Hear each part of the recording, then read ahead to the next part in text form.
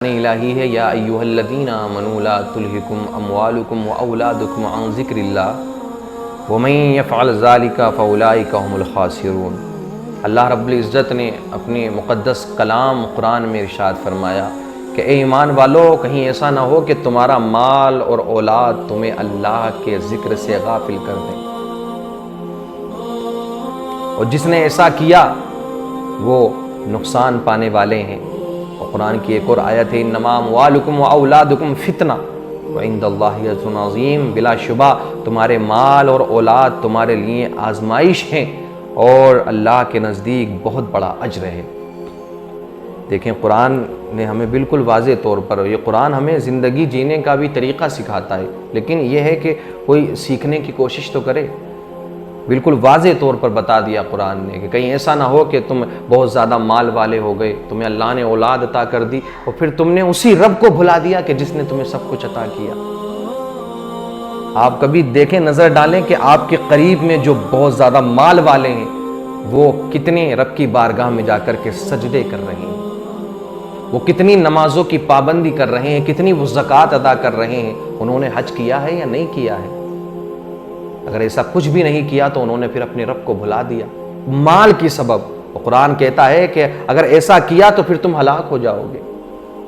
کوئی ایسا ہے کہ جو اولاد کے سبب بھلا دیتا ہے؟ تو یہ دونوں چیزیں، مال ہے، اولاد ہے، یہ تمہاری آزمائش کے لیے ہے، یہ تمہیں دیے گئے ہیں تمہیں آزمانے کے لیے۔ کہیں دیکھتے ہیں کہ تم اس آزمائش میں کامیاب ہوتے ہو یا نہیں ہوتے ہو۔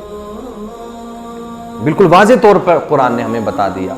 کہیں ایسا تو نہیں کہ اسی مال کے ذریعے، اسی مال کی وجہ سے تم نے رب کو بھلا دیا۔ دیکھیں، مالدار لوگ اکثر جاتے ہیں مساجدوں کے اندر تو وہ نہ طریقے سے نماز پڑھ پاتے ہیں، نہ کسی کا ادب و احترام انہیں پتہ ہے، نہ مساجد کے ادب و احترام۔ وہ سمجھتے ہیں کہ ہماری یہاں بھی ہماری چلنی چاہیے۔ وہ اپنے بیچارے اماموں پہ چلانے کی کوشش کرتے ہیں، بالکل انہیں ستانے کی کوشش کرتے ہیں، اور مسجدوں میں اپنا رعب و دبدبہ بنانے کی کوشش کرتے ہیں۔ لیکن ایسے لوگ عنقریب ہلاکت میں جائیں گے، دنیا میں بھی اور آخرت میں بھی۔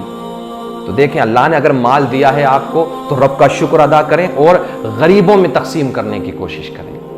اپنے سے نچلے طبقے کی طرف دیکھیں کہ کوئی ایسا تو نہیں کہ میری اس اونچی بلڈنگ کے نیچے کوئی جھونپڑی ہے، اس جھونپڑی میں رہنے والا کہیں بھوکا تو نہیں سو رہا۔ اور اکثر اللہ ماشاء اللہ اکثر ایسا ہوتا ہے، دیکھا جاتا ہے کہ جو زیادہ مال والے ہیں وہ غریبوں کو کچل کر کے اپنی مال حاصل کرنے کی کوشش کرتے ہیں۔ تو میرے آقا نے ارشاد فرمایا کہ جیسے پانی سبزیاں اگاتا ہے، اسی طرح مال اور عزت کی محبت انسان کے دل میں نفاق پیدا کرتی ہے۔ محبت ہمیں مال کی نہیں رکھنا ہے دل میں، محبت ہمیں یہ مال کی نہیں رکھنا ہے، دنیا کی نہیں رکھنا ہے، محبت ہمیں رکھنا ہے تو اللہ اور اس کے رسول کی محبت رکھنا ہے۔ عشق رسول ہمیں اپنے سینے میں پیدا کرنا ہے، عشق رسول ہمیں اپنے دل میں پیدا کرنا ہے، اللہ کا خوف ہمیں اپنے دل میں پیدا کرنا ہے، اور یہی ہماری آخرت میں بھی کامیابی کا ذریعہ ہے اور دنیا میں بھی ہم اسی سے کامیاب ہوں گے۔ میرے آقا نے ارشاد فرمایا کہ زیادہ دولت مند ہلاک ہو گئے جنہوں نے بندگان خدا پر بے اندازہ مال خرچ کیا، وہ ہلاکت سے محفوظ رہے، اور ایسے لوگ کم ہیں۔ آپ سے پوچھا گیا کہ آپ کی امت میں سب سے برے لوگ کون ہیں؟ فرمایا دولت مند۔ میرے آقا نے فرمایا دولت مند سب سے برے ہیں، کہ جو غریبوں کی مدد نہیں کرتے۔ اور یہ جو حالات اس وقت ہیں نا ساری دنیا کے اندر جو حالات ہیں نا، تو یہ وقت تو مالداروں کی آزمائش کا اور زیادہ ہے۔ تمہیں دیکھا جا رہا ہے کہ تم کتنے اپنے پڑوسی غریب کی مدد کر رہے ہو۔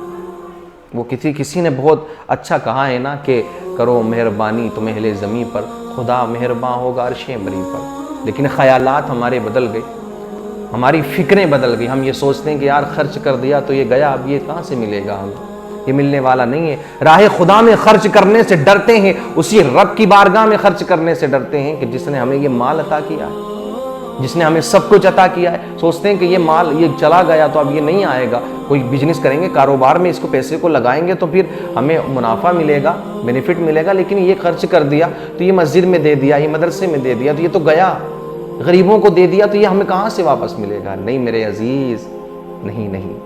میرے آقا نے ارشاد فرمایا کہ انسان میرا مال کرتا ہے، مگر تمہارے مال سے وہ ہے جو تو نے کھا لیا اور وہ کہ جو تو نے ختم ہو گیا، تو نے ختم کر دیا، جسے جو تو نے کھا لیا وہ تیرا، اور جو تو نے ختم کر دیا وہ بھی تیرا، اور جو تو نے پہن لیا پرانا ہو گیا، لیکن جو تو نے راہ خدا میں خرچ کر دیا وہی باقی رہا۔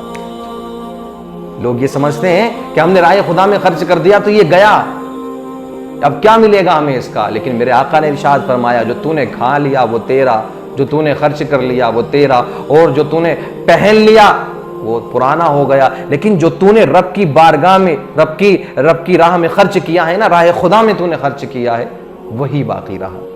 ایک شخص نے عرض کی یا رسول اللہ علیہ الصلاۃ والتسلیم، مجھے کیا ہو گیا ہے کہ میں موت کو اچھا نہیں سمجھتا۔ اللہ کے حبیب صلی اللہ علیہ وسلم نے ارشاد فرمایا کہ تیرے پاس کچھ مال و دولت ہے؟ اس نے عرض کی جی ہاں۔ آپ نے فرمایا کہ اس مال کو راہ خدا میں خرچ کرو، کیونکہ مومن کا دل اپنے مال کے ساتھ رہتا ہے۔ وہ پھر وہ کوشش کرتا ہے یار یہ کوئی چوری نہ ہو جائے، کوئی نقصان نہ ہو جائے اس میں۔ جو بہت بڑے آپ دیکھیں کاروباری ہوتے ہیں، انہیں ہمیشہ یہی فکر ہوتی ہے ان کا دن کب پورا ہو جائے، میں کہتا ہوں زندگی کب ان کی پوری ہو جائے خبر نہیں پڑتی، انہیں کچھ احساس نہیں ہوتا، کیونکہ وہ یہی کہیں چوری نہ ہو جائے، کہیں نقصان نہ ہو جائے، کہیں چوری نہ ہو جائے، کہیں نقصان نہ ہو جائے، کہیں مجھے گھاٹا نہیں ہو جائے، ہمیشہ یہی لگی رہتی، یہی لت رہتی ہے انہیں، دنیا کی محبت۔ کبھی اپنے رب کی بارگاہ میں سجدہ نہیں کیا، کبھی رب کو یاد کرنے کی کوشش نہیں کی، تو اسی مال نے انہیں غافل کر دیا نا۔ وہ ڈرتا ہے موت سے، یار میں مر جاؤں گا تو پھر اس مال کا کیا ہوگا۔ تو میرے آقا نے ارشاد فرمایا کہ تمہارے پاس اگر مال ہے نا تو تم اسے راہ خدا میں خرچ کرنے کی کوشش کرو، راہ خدا میں خرچ کر دو، کیونکہ مومن کا دل مال کے ساتھ رہتا ہے۔ اگر وہ مال کو رو کے رکھتا ہے تو اس کا دل مرنے پر تیار نہیں ہوتا، اور اس نے مال کو رو کے رکھا تو اس کا دل مرنے پر تیار نہیں ہوگا۔ اور اگر وہ مال کو آگے بھیجتا ہے، راہ مولا میں خرچ کر دیتا ہے، تو اسے بھی وہاں جانے کی آرزو ہوتی ہے جہاں اس کا مال چلا گیا، اللہ کی راہ میں جانے کی اسے بھی آرزو ہوتی ہے۔ پھر میرے آقا نے ارشاد فرمایا کہ انسان کے تین دوست ہیں، تین دوست ہیں انسان کے، ایک اس کی موت تک ساتھ رہتا ہے، دوسرا اس کی قبر تک ساتھ رہتا ہے دوسرا، اور تیسرا قیامت تک ساتھ رہے گا۔ صحابہ کرام نے عرض کی یا رسول اللہ علیہ الصلوۃ والتسلیم وہ کون سے تین دوست ہیں؟ میرے آقا نے فرمایا موت تک ساتھ اس کا مال ہے۔ دیکھیں آپ، جب تک آدمی مرا نہیں، مال میرا مال، جہاں مرا پھر گھر والوں میں یہ باتیں شروع ہو جاتی ہیں کہ باپ کے مرنے کے بعد میں بیٹوں میں باتیں شروع ہو گئیں، عزیز و اقربا میں، کہ اتنا اس کا، اتنا اس کا، اتنا اس کا، ختم۔ آپ چلے گئے نا اس دنیا سے تو کیا لے کر کے گئے؟ کہ جہاں آپ نے حرام و حلال کی تمیز نہیں کی، کمائیں گے آپ، سب کچھ آپ کریں گے، محنت آپ کریں گے، مزے آپ کی اولاد لے گی، حساب بھی آپ کو دینا پڑے گا، لیکن کبھی آپ نے سوچا کہ اس مال کو میں یہ کما رہا ہوں، کبھی حرام و حلال کی تمیز نہیں کی، اس کا حساب مجھے دینا ہے، آپ کی اولاد حرام کے لقمے کھائے گی۔ تو میرے آقا نے فرمایا کہ مال انسان کا ساتھی ہے اس کی موت تک، ادھر مرا نہیں کہ ادھر اس کا بٹوارا شروع۔ پھر میرے آقا نے ارشاد فرمایا کہ دوسرا دوست انسان کا وہ ہے جو اس کی قبر تک اس کا ساتھ دے گا، اور وہ ہے وہ اس کا خاندان۔ اٹھا کر کے لے جائیں گے کاندھوں پر، جا کر کے دفن کر دیا، ساتھ میں کوئی نہیں اترے گا۔ وہ ماں کے جو پیار کرتی تھی، وہ بھائی جو بہت پیار کرتا تھا، وہ بہنیں، وہ پریوار، وہ خاندان والے کہ اس کے بغیر کوئی مشورہ نہیں کرتے تھے، اب کوئی ساتھ میں اترنے کو تیار نہیں۔ تو یہ آپ کے قبر تک کے ساتھی ہیں، آپ کے ماں، آپ کے خاندان والے، آپ کے بھائی، آپ کے عزیز و اقربا، آپ کے رشتہ دار۔ اور تیسرا دوست جو میرے آقا نے فرمایا کہ وہ ایسا دوست ہے جو قیامت تک ساتھ دینے والا ہے، اور وہ کون ہے؟ وہ اس کے اعمال ہیں، جو اس نے نیک اعمال دنیا میں رہ کر کے کیے ہوں گے، جو اس نے اچھے کام دنیا میں رہ کر کے کیے، وہ اس کا ساتھ قیامت تک دیں گے۔ دیکھیں مال بھی ساتھ چھوڑ دیتا ہے، خاندان پریوار بھی ساتھ چھوڑ دیتا ہے، لیکن جو نیک اعمال ہے وہ کبھی ساتھ نہیں چھوڑتے۔